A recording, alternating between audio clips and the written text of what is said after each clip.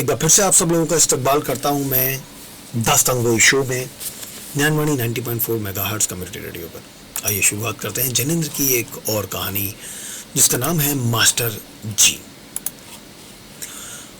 जब से लड़के जानते हैं स्कूल के सेकंड मास्टर मोशा बाबू ही हैं। पूरा नाम है महामहिम गोपाल। अवस्था 40 वर्ष होगी। पक्का रंग है और बड़े विनोदी स्वभाव के जीव हैं। लड़कों को महामहिम कहने में दिक्कत होती है, इससे उन्होंने छोटा नाम रखा है मूशा बाबू। बंगाल देश छोड़कर यहाँ अलीगढ़ जिले के अतरौली कस्बे में ये घोषाल महामहिम कैसे आ गए, इसकी कथा कहने में बहुत से उपकथाओं को छोड़ना कठिन हो जाएगा। संक्षिप्त में ये समझ लो कि जब FA पार हुआ, पिता ऊपर से उठ गए और आगे पढ़ाई का सुबीता ना रहा। माता के बहू पाने की जल्दी मचाने से बहू घर में आ गई और बहू का मुंह देखने के बाद माता शीघ्र धराधाम से प्रयाण कर गई। तब महामहिम ने अखबारों के कॉलमों से पते ले लेकर चारों ओर दरख्वास्तों के तीर छोड़ने शुरू किए। महीनों बाद जो तीर ठीक बैठकर फल उत्पादक हुआ, वो डाक से अलीगढ़ जिले के अतरौली कस्बे पर छोड़ा गया था। तब से अपनी बहू के साथ महामहिम यहाँ ही बसे हैं। बहू का नाम है श्यामकला। वो श्यामा उतनी नहीं है जितनी कला से सनद्ध। अपनी क्षमता को कला द्वारा ऐसा वो कुछ संवारती है कि उजला रंग पानी भरे। 10 वर्ष की अवस्था में श्यामकला का महामहिम से पढ़ने हुआ और 13-14 की होगी जब देश छोड़ वो स्वामी के साथ इस अतरौली में आकर मास्टरनी जी हुई। पर उसको भी दिन हो गए हैं और अब जब महामहिम 40 के हैं तो कलावती श्यामा भी 20 से 2-1 वर्ष ऊपर ही है, कम नहीं। मास्टर जी ने बड़े लाड़ प्यार से उत्सुकतापूर्वक उसे बढ़ाया है। उनके सामने सामने वो नन्ही सी किशोरी, किशोरी से पड़ोसी और पड़ोसी से अब युवती हो गई है। महामहिम ने पति के प्रेम से भी अधिक माता के प्रेम से उसे पाला है। उसे खिलौने लाला कर दिए हैं और गरई मच्छी के मुंड तल तल के खिलाए हैं। अपने को दुनिया में समर्थ पाया, तभी से अपने सामर्थ्य द्वारा पोषणीय अपनी वधू को उसने अपने घर में पाया है। माँ जब जल्दी ऊपर से उठ गई तब बाहर से गृहस्थी के योग्य सामान जुटाने और घर के भीतर भी सब कुछ संवारने और संभालने का काम उस पर आ रहा है। यह बोधा अनजान एक अतिरिक्त काम की ही भांति उस पर रही है। वो सबको निभाता चला आया है। इस निर्वाह में उसे उसका सर्वथा अभाव भी कभी प्रतीत नहीं होता है। कभी यदि कुछ प्रत्याशा मन में उठी है तो वो सोच लेता रहा है कि ये बरस बीतते बीतते तो हमारी श्यामा सारी गृहस्थी अपने ऊपर ले लेने ही वाली है। बस कसाला कुछ ही रोज का है। श्यामकला भी एक एक कला के उदय के साथ निखरती ही आई है। नन्ही से वो धीरे धीरे करके मनमोहिनी होने लगी है। पहले खेलती थी, अब बाल काटती है। तरह तरह के बाल काटना जानती है। वो चाहती है कि उसके स्वामी देखें कि वो अब बच्ची नहीं रह गई है, देखें कि वो कैसे भांति भांति के बाल काटती है और बदल बदल कर नए कपड़े पहनती है। महामहिम आते हैं तो कहते हैं, ओहो श्यामकला निधि सोहो। श्यामा सुनकर नाराज हो जाती है। वो क्या सदा बहलाने की ही चीज है, वो सोचती है। महामहिम कहते हैं, कामकली सी जो श्यामकली जी कही है। श्यामा अत्यंत क्रुद्ध हो जाती है। स्वामी कहते हैं, क्या बात है, और वो उठ कर चली जाती है। तो स्वामी देखते हैं चूल्हा ठंडा है, रसोई में कोई तैयारी नहीं है। उस समय वो लकड़ी कंडा लेकर चूल्हे को चिताने के जतन में लगते हैं। खाना बना चुकता है तब अंदर जाकर कोठरी में चादर लिए पड़ी हुई से पत्नी से कहते हैं, चलो खाना खा लो। वो चादर जोर से चिपटा कर कहती है, हटो हटो मुझे भूख नहीं है। महामहिम कहते हैं, मैंने मच्छी का झोल बड़ा स्वादिष्ट बनाया है, चलो तो। करते करते श्यामकला चलती हैं, भोजन करती हैं और चौके की सार संभाल करके महामहिम स्कूल चले जाते हैं। किंतु ये तो जब अतरौली आए थे तब की कथा समझनी चाहिए। अब वो बात नहीं है। अब श्यामकला कच्ची श्यामा नहीं है। अब एक पहाड़ी नौकर भी घर में है जो रोटी बासन सब काम करता है। श्यामकला अब और भी अच्छे बाल काटना जानती है। महीन व नफीस कपड़े की अब ज्यादा अच्छी पहचान है।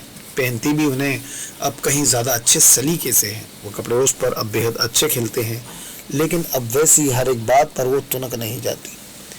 अब वो महामहिम को ऐसे नहीं देखती कि मैं अब रूठी।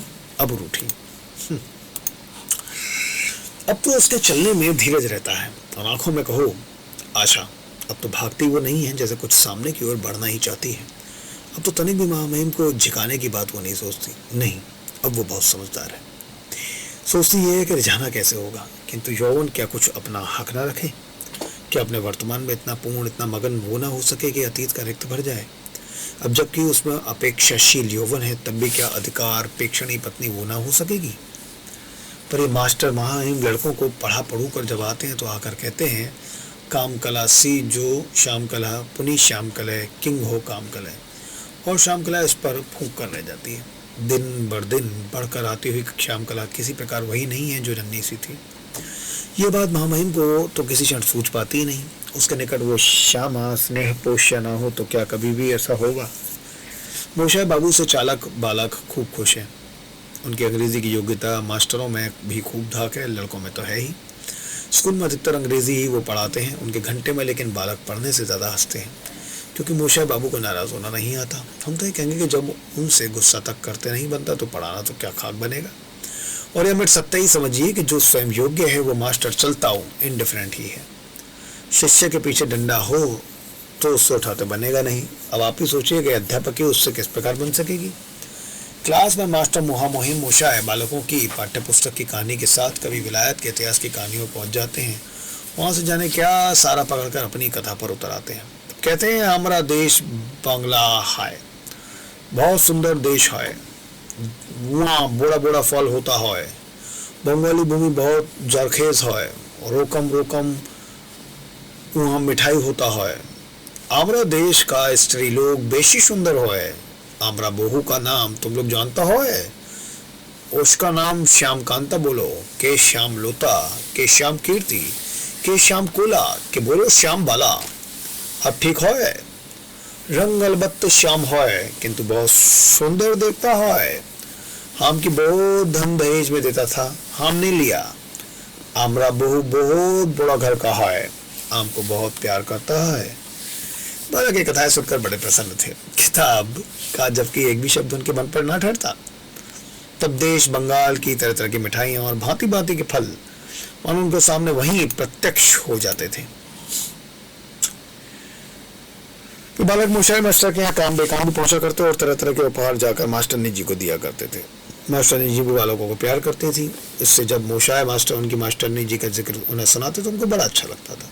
लेकिन बालक कहते, मास्टर जी किताब पढ़ाइए जी किताब। मास्टर जी कहते, ओ तुम लोग बदमाशी करता है, किताब पढ़ो किताब, तुम लोग फेल होगा तो हमारा नाटक कटेगा। बोलो केशव बियंका कौन था, उनका कहानी है। थोड़ी देर पढ़ाई चलती और मास्टर जी कहते, तुम बांग्लादेश में कोलकाता शहर का नाम सुना है, बहुत बड़ा शहर, रोकम रोकम का गाड़ी वहाँ चलता है, रेल चलता है, स्टीम बोट चलता है, ट्राम गाड़ी, मोटर गाड़ी, रिक्शा गाड़ी वगैरह वगैरह, बहुत रोकम गाड़ी चलता है। स्टीम बोट तुम लोग जानता है, वो स्टीम का जोर से चलता है। वहाँ हुगली दरिया है, उसके ऊपर बहुत बड़ा पुल बना है। हमने वहीं से FA पास किया है। हमारा शादी उसके बाद हुआ है। हाँ, पहले उजला बहू चाहता था, शादी का बखत हमारा बहू देश बरस का था। हमारा बहू का उज्जवल रंग नहीं परंतु अति सुंदर। हमारा बहू खूब बोला। बालक याद दिलाते, मास्टर जी कैसा भी अंका। और मास्टर जी एक साथ कठोर होकर कहते, ओ तुम लोग खेल करना मांगता है, खेल नहीं चलेगा, शोभक पढ़ो शोभक, तुम लोग फेल होगा तो बहुत बड़ा बात होगा। हेड मास्टर हमको बोलेगा, हम बोलेगा लड़का लोग बड़ा शैतान है, यूं संपूर्वक ना पढ़ाते थे तो क्या वैसे उनके विषय में विद्यार्थी कमजोर नहीं रहते थे। विद्यार्थियों का और उनका आपस में बड़ा अपनापा हो गया था। मास्टर जी अपने घर की छोटी छोटी बातों को लड़कों के सामने ऐसा पेश किया करते थे मानो सलाह मांगते हो। अब बालक इन बातों में से कुछ साल ग्रहण करते हो ना करते हो, मास्टर जी कैसे हैं तो ग्रहण करते ही थे। स्कूल मिडिल स्कूल था और अतरौली कस्बा भी बढ़ाना था। हमारे मोशाय बाबू में बहुत रब्त जब्त बढ़ाने और बढ़ाकर खुद बढ़ने की सिफत ज्यादा ना थी। 35 रुपए के यहाँ मास्टर लगे और 3 रुपए प्रतिवर्ष तरक्की पाते पाते अब उनके 50 रुपए से कुछ अधिक हो गए थे। वेतन के रुपए पा लिए, लंबी छुट्टी हुई तो कभी अपने देश बंगाला घूमे आए, नहीं तो बालक विद्यार्थियों में और अपने संगी मास्टर मिल बोल कर ही वो रह लिया करते थे। कोई लड़का कभी उनका पानी भर देता, कभी और कुछ काम कर देते। इस प्रकार मास्टर जी बिना ज्यादा फिक्र पाले और बिना ज्यादा मेल मुलाकात का परिग्रहण बढ़ाए अपने काम में नियुक्त युवती श्याम कला के भरतार बने मजे में लिए चलते थे। किंतु एक अवस्था ऐसी होती है कि व्यक्ति प्रेम पाए, इतने ही से उसका जी नहीं भरता। वो इस बोध को भी चाहता है कि वो प्रेम उसे मिल ही नहीं रहा, प्रत्युत वो उस प्रेम को अपने बल से खींच रहा है। यौवन इसी अवस्था का नाम है। जो प्रेम निरपेक्ष होकर दान की तरह दिया जाता है, उसका स्वीकार करना यौवन का अपमान भी हो सकता है। जिसे अपनी शक्ति का भरोसा है वो दान कैसे ले सकेगा। उपार्जित अर्थ ही उसके लिए अर्थ है, जो विश्व की समस्त संपत्ति में भी उसे तृप्ति नहीं है। श्याम कला जैसी भी हो, जो भी हो, इस ओर से असंबद्ध होकर जो प्रेम उसे दिया ही जाता रहेगा, क्योंकि दिया ही जाता रहा है, वो प्रेम को लेकर यौवन गर्भता शाम करा जी कैसे भरे। जो विवश नहीं है, जिस प्रेम में उन्माद नहीं है, जिसमें चाह की धार नहीं है, उसको श्याम कला कैसे समझ ले कि वो उसका अर्जित है, उसका अपना है, उसका स्वत्व है। वह पाने पर क्या कन्या माता और पिता के सहज प्रेम से बाहर नहीं बढ़ चलती? क्या उसमें अपेक्षा नहीं जागती? कोई प्रेम हो जो उसकी बेटी या बहन होने के कारण से स्वभावतः ही ना मिलता हो, प्रत्युत्तर उसके अपने ही कारण, उसके अपने ही जोर पर उसे मिले। और यही एक बात है, क्या उसे नहीं अनिवार्य चाह हो आती उस प्रेम की जो उसके रूप, उसके यौवन, उसकी अत्यंत स्त्रीत्व की मांग के उत्तर में विवश होकर उसमें खींचा चला जाए, जैसे आग में है पतंगा। ऐसा प्रेम जब तक फल प्राप्त को ना मिले तब तक पिता माता के लाख के होते हुए भी क्या उसमें कुछ आकांक्षा, कुछ अभाव, कुछ कलंक बना ही नहीं रहता? बिल्कुल बना रहता है। कहानी का अगला भाग लेकर आऊंगा कल आप लोगों के पास, यही इसी बीच।